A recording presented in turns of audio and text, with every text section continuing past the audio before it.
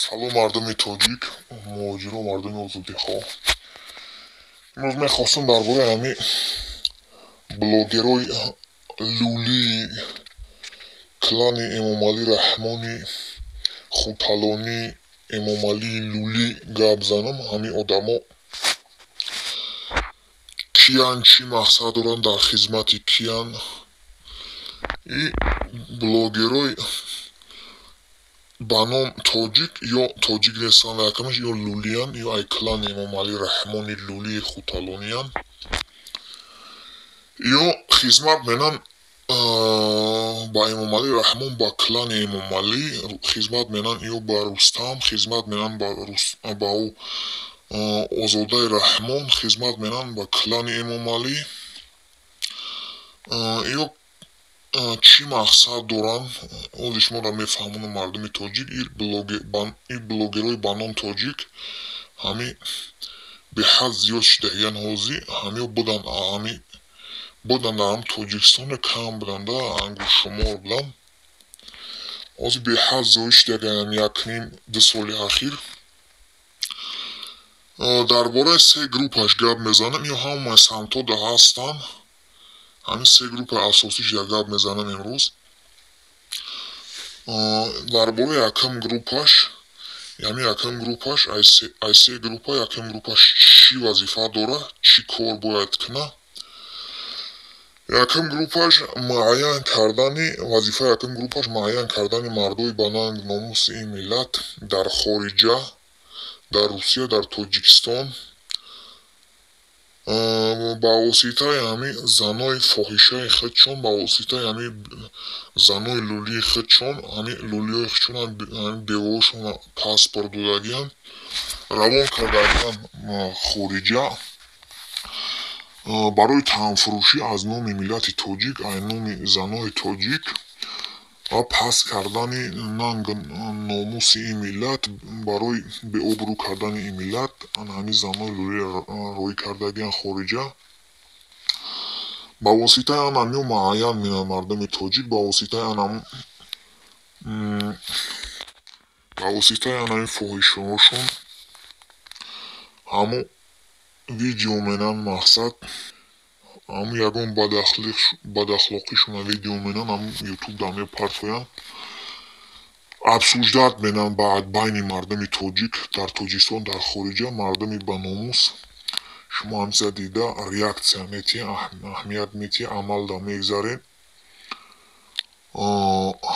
بعد یا همین شما را معین منن استنوید منن کنترل دا میگیرن بعد یا زندان منن یا که قتل منن شما را به حکومت تاجیکستان میفرستن.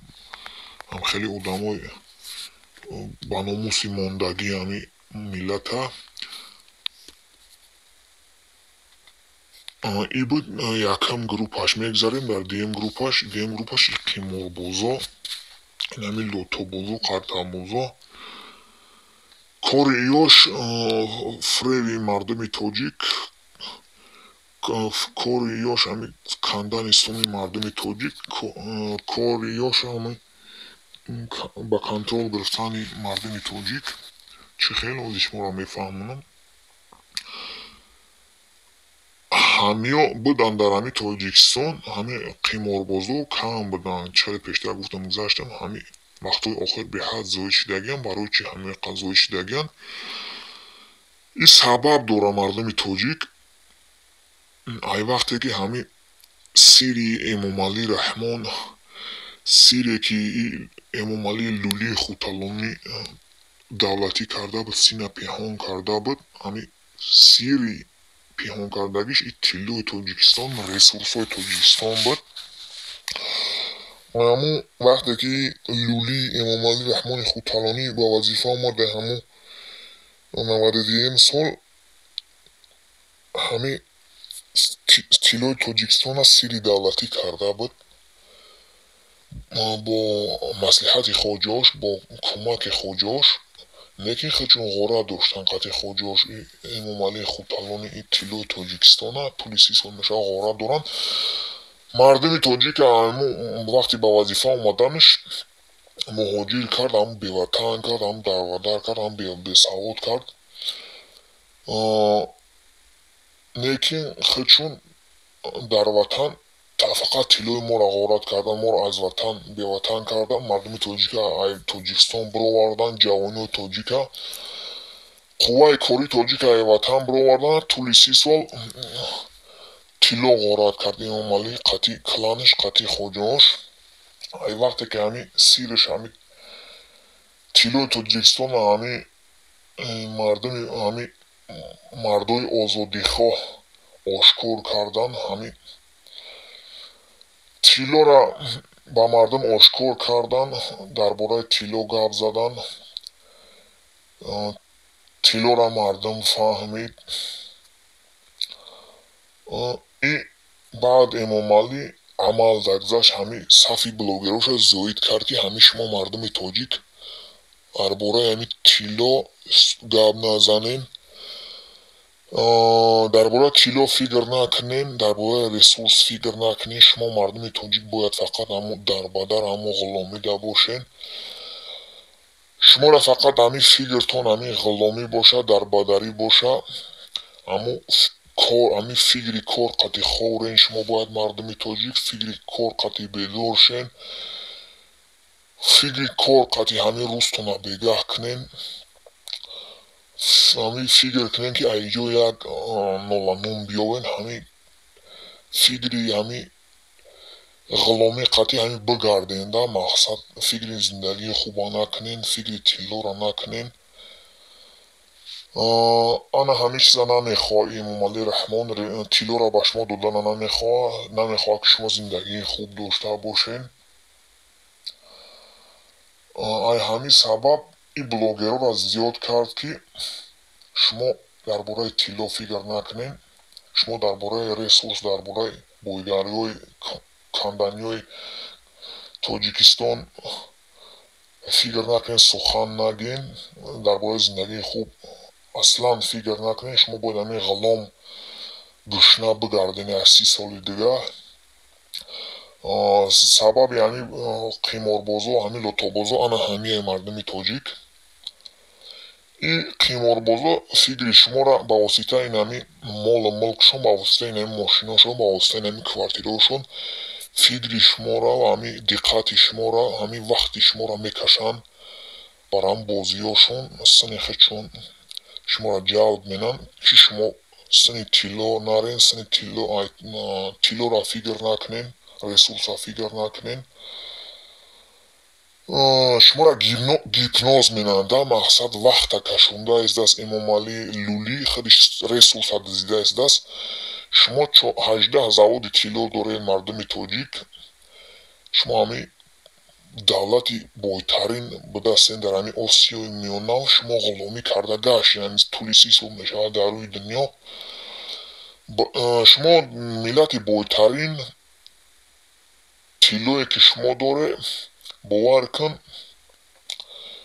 шуморо бойтарин миллат менад дар ҳамин осиёи миёна. не ки шумо бо ҳамин қад тилло бо ҳамин қад ресурс ба як ноламун зоре, шумо камбағалтарин миллат дар ҳамин осиёи миёнае. ана ай ҳамин сабаб намехоҳад ки шумо зиндагии шумо хуб шавад. ҳамин Эмомалӣ Раҳмони Лулӣ, ин одам Эмомалӣ Раҳмони Лулия тиллора бисёр дӯст медоранд. ин лулиё ё фақат ҳамин коршон тилло дуздӣ, ҳамин кори ё фақат ресурс дуздиае.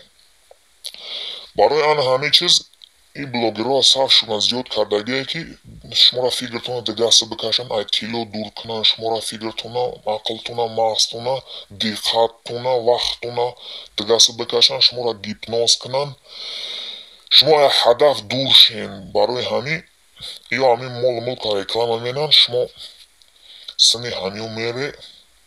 ай дигаст Эмомалӣ Раҳмон тиллоро медиза, қатӣ оилааш, қатӣ хоҷош. шумо мардуми тоҷик бояд як чиза бидонед ки ё ин блогерҳои қиморбозу ин лотобозу ин мошинбоз шуморо ҳам фиреб менанд, ҳамон молу мулка шуморо реклама менанд. шумо мардуми гишна билет мехаред, баъд ай ҳамиё ҳамин машғул меша, ҳамиё қатӣ мехаред билет, 3-4 бор тра баъд установид менанд мардуми тоҷик, данита мегиранд, номрота мегиранд. خودت با سر اخته با دستی خودت با پای خودت بالو میخری برای که مردم سومدارم خطر دارن با حکومت خوطالانی امامعلی لولی. شما را وقتی که بلیط میخره دانتون میگن شما را معین میکنن میسپرن تو با حکومت بعد یا که штрафи калон то кунан баъд проблемату сар мешава баъд ё зиндон бише уснашад дигар худо медуна. муайян кардани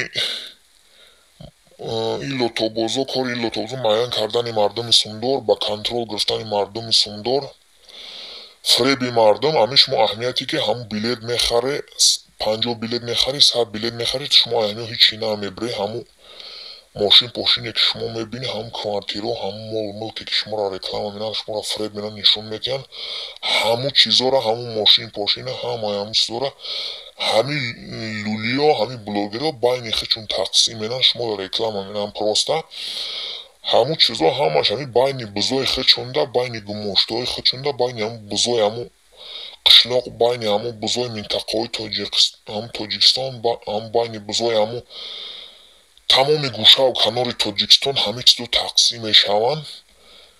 ё шумо дар реклама менан ай шумо пул мекунанд шуморо фреб менан ай ҳамун 1000 тад агар як ҳамун мошини шлақара ҳамун мардуми тоҷик шуморо битиҳанд агар ҳамун мошинои қимата ҳамун мошинои соза ба ҳамун бузои худшон наметиҳанд ҳамун гумоштои худшон наметиҳанд ҳамун шумо аҳамияте кадми аҳамиё мошин мебарад значит ҳамун бузои ҳукуматан значит ҳамун бузои давлатан ҳамун лулиёи ҳамин клана навоам ҳамун хабаркашои қишлоқан ҳамун разведчикои ҳукуматан ҳамун хеле одамоа наво ҳамун одаморо шумо ай назар бигзаронед я анализ кунед даниёи ҳамонро бигирен бар зидди ҳамон кор кунед мардуми тоҷик дигар намонед ҳамонро хабар баранд ай ҳолу аҳволи шуморо пастава кунанд шуморо ба ҳукумат бифурӯшанд ба молшон ба чизу чорашон ҳамон худтон дигар мефаҳмед амал кунед бар зиддшон хеле ки метонед. И буд дуюм группаш мегзарем оз дар сеюм группаи блогерои лулӣ и сеюм группаш ҳамвое ҳастанд ки хайр мепурсанд ай шумо мардуми тоҷик ҳамун карта мемунанд видеои инвалидора ҳамун